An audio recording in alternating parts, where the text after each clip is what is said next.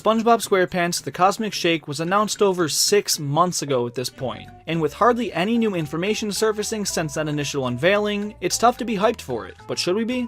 Now it's no secret I'm not a very big fan of the previous SpongeBob game developed by Purple Lamp. I made an entire video about why if you're curious, but all you need to know is that I didn't like it. Despite that, I still have relatively high hopes for the Cosmic Shake, and maybe it's just me being optimistic, but there is some reason behind it. So, one of my biggest issues with Rehydrated was that they brought back the exact same level designs as the original game, which they should have, but they didn't properly copy the world physics and game mechanics alongside them. By not following the original game's design contracts and importing the exact same level structures, nothing seemed to work right. And it's not like they took what was there and tightened it up. No, everything feels night and day different, and it's not for the better. Every movement feels way more limited, slow, and heavy, which clashes with levels that were built to be explored with lighter, more free maneuvers. Forget the poor optimization of the Switch version I played and the lack of overall polish in the game as a whole, this is the biggest issue I have with this remake. But if you take those new gameplay mechanics and build levels around those, there's potential for something a lot better, and that's exactly what the Cosmic Shake is giving them a chance to do. They've built game mechanics that, in themselves, aren't broken, and with the opportunity to create a brand new game with all new levels, there's no excuse now, and I think they'll come through with something good. Rehydrated established Purple Lamp as a capable studio, and brought the SpongeBob video game franchise to a modern era. Before that, the two most recent home console SpongeBob games were Plankton's Robotic Revenge and SpongeBob Hero Pants, and I don't think anyone can look at those two games and argue there's anything redeeming about them. When you think of a cash grab, what comes to mind? A low-effort product that slaps a famous character on the front to make a quick buck, and these two are perfect examples. It's such a shame, too. Look how nice SpongeBob games started off. This is a GameCube game that came out in 2003, and this is a Wii U game that came out 10 years later. You see, it's evolving, just backwards. But when you fast forward to 2020, now that looks like a new SpongeBob game.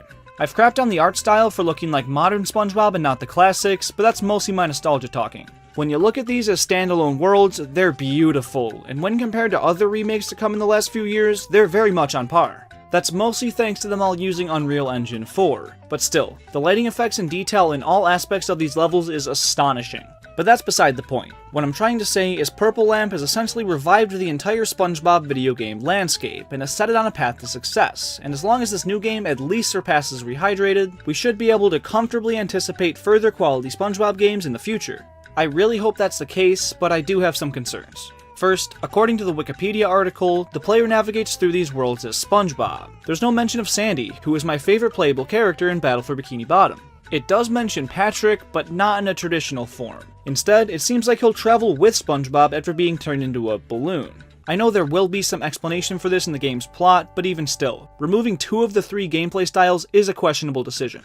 That's part of what made Battle for Bikini Bottom's levels so great. Each character's unique array of abilities allowed for some really solid puzzle solving that will no longer be possible. I'm sure Balloon Patrick will have some implications on gameplay, but I doubt it will live up to having 2 additional playable characters. Besides that, the only other thing that worries me is the lack of polish and abundance of glitches present in Rehydrated, which could carry over to this game, but I think they'll spend more time cleaning it up.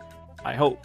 I mean, this one is gonna retail for $10 more than Rehydrated, so maybe an increased budget will result in more testing and optimization. Or maybe it's just inflation, I don't know. At this point in time, we don't know much about the game at all, so there's really not a ton of reasons to be concerned about it, but there is a ton to be excited about. Just the potential this game has gets me excited. We're getting a brand new 3D platformer starring SpongeBob, and it's being built off the back of Battle for Bikini Bottom's remake. Just like the SpongeBob movie game was built off the back of the original Battle for Bikini Bottom, and that game turned out to be one of my favorite licensed games of all time. The devs worked with the cream of the crop of 3D level design in recreating those older stages. They know them inside and out now, and have a great understanding of what makes a good 3D platforming stage, and they're gonna prove it.